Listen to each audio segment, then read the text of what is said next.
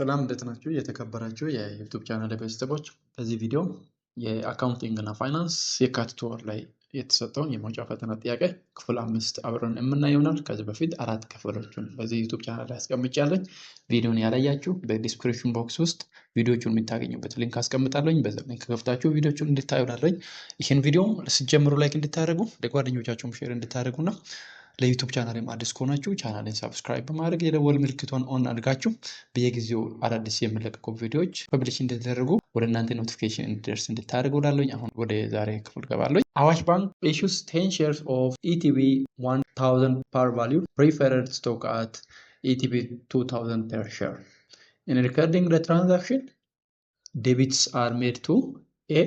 Cash ETB 20,000, B. Preferred stock ETB 1000 and paid in capital in excess of par to preferred stock ETB 10,000. C. Preferred stock ETB 10,000 and paid in capital in excess of preferred value ETB 20,000. D. Cash ETB 10,000.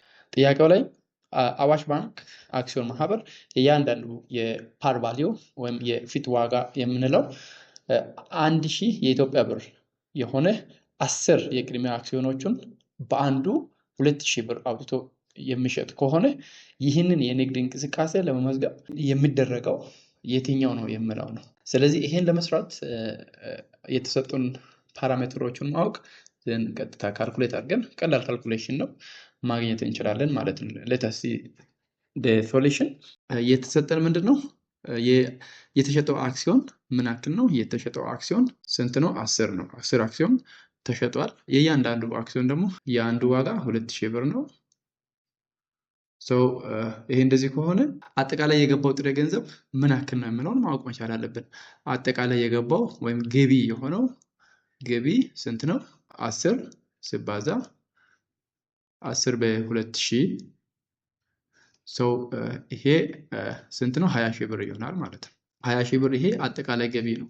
አጠቃላይ ገቢ ይሄ ከሆነ በአካውንቲንግ ሕግ መሰረት አንድ ድርጅት አክሲዮን ሽጦ ጥሬ ገንዘብ ሲቀበል የገባውን ገንዘብ ወይም ካሽ ስር ይሄ ዴቢት ተደርጎ 20,000 ብር ዴቢት ይደረጋል ማለት ነው።